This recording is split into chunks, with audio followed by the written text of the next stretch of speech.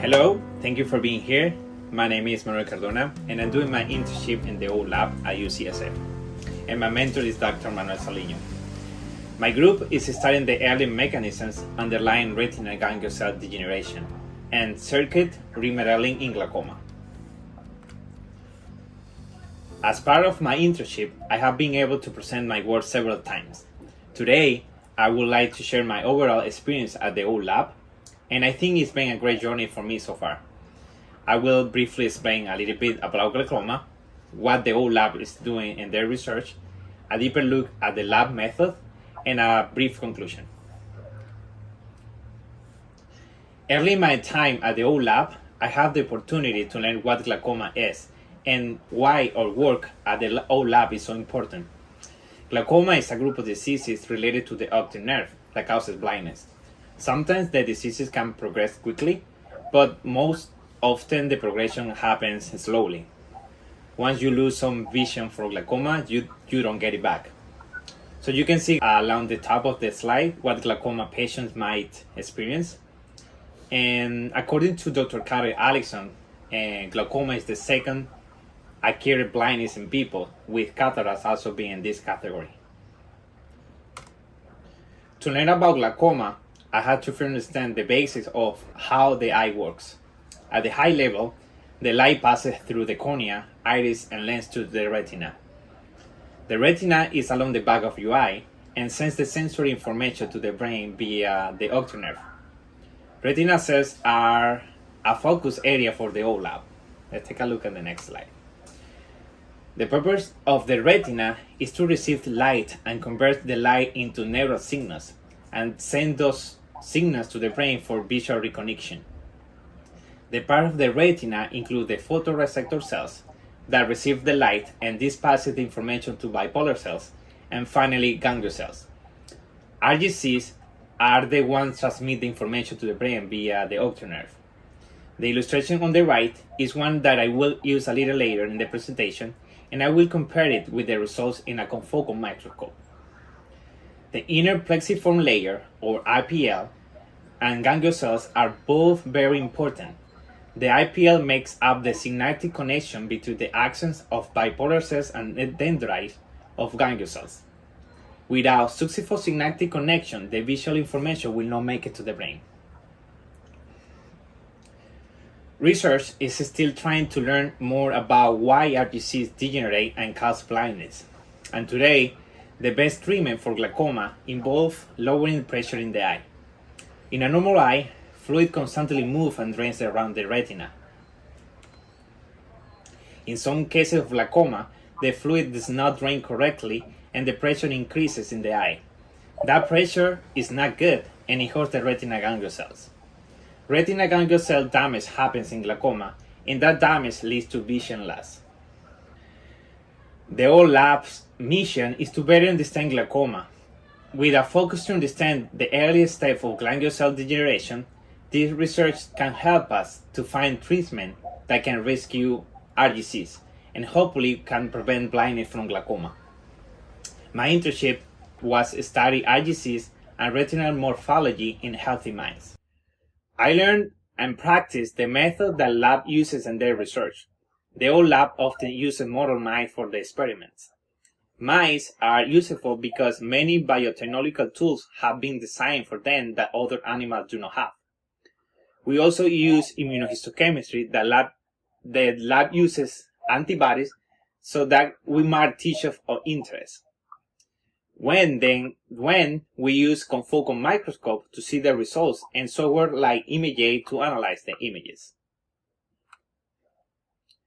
So what is immunohistochemistry?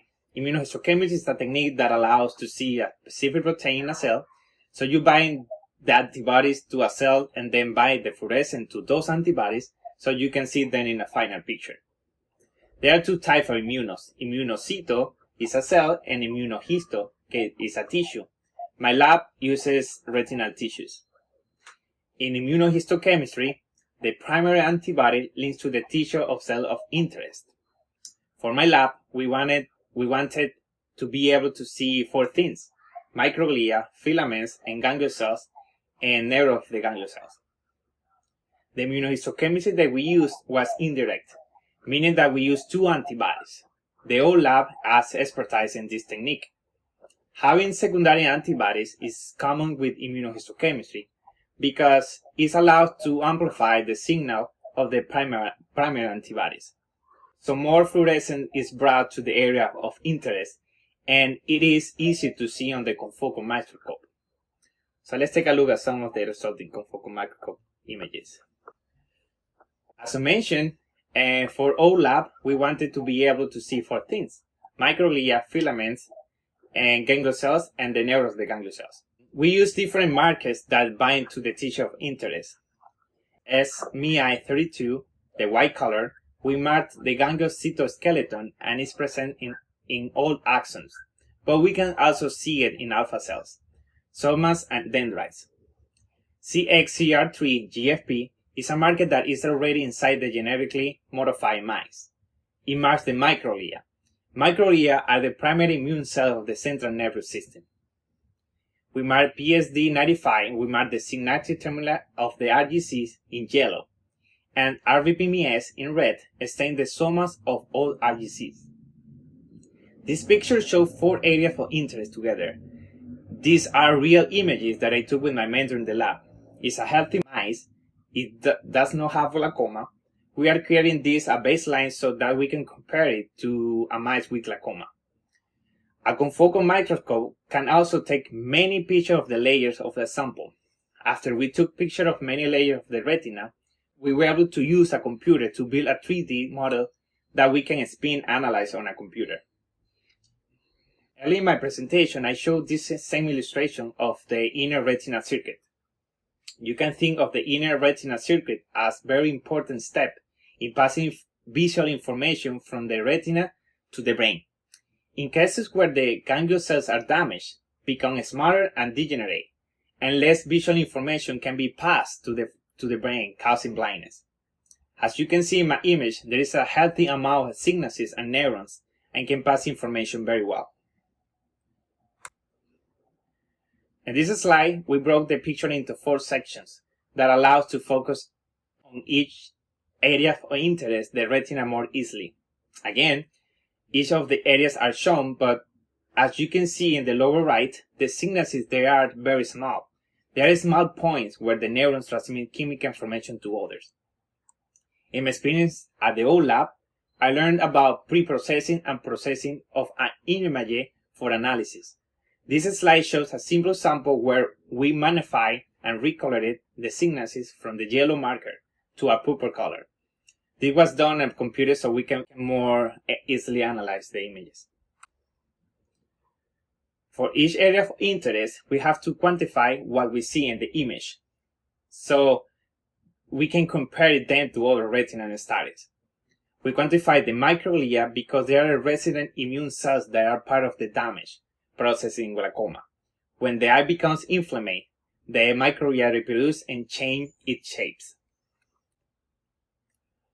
Also, we counted the neuron of the ganglion cells using imaging software. RGC are less in eyes with glaucoma. In the eyes I did for analysis, the number and density of the RGC was normal. Density is important so that we can compare with other studies that may have used different size samples. Finally, we count the diameter of the alpha RGC.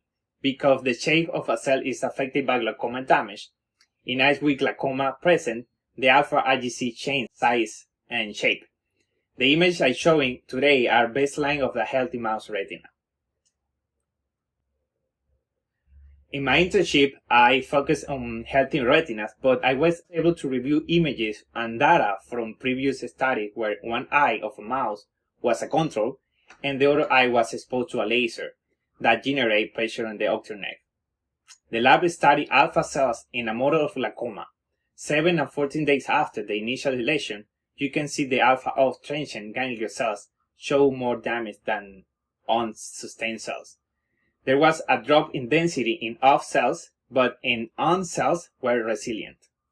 That means like the alpha of is more susceptible to die.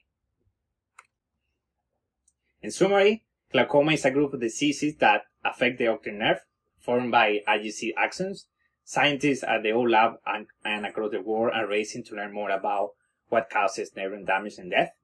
Biotechnology is a tool providing a path for patients to have better treatments and hopefully cures. In conclusion, my experience at my internship has taught me the important basics concepts about glaucoma, and I learned what the old lab is working on to understand how glaucoma works and how they are working to prevent it. I was excited to learn about immunohistochemistry, confocal microscopy, and images analysis. I would like to give a special thank you to Dr. Manuel Solino, Dr. Yvonne O, Tani, and everyone at the old lab for helping me learn so much with this experience.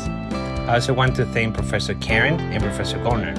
Finally, thank you all for listening to my presentation about my internship experience.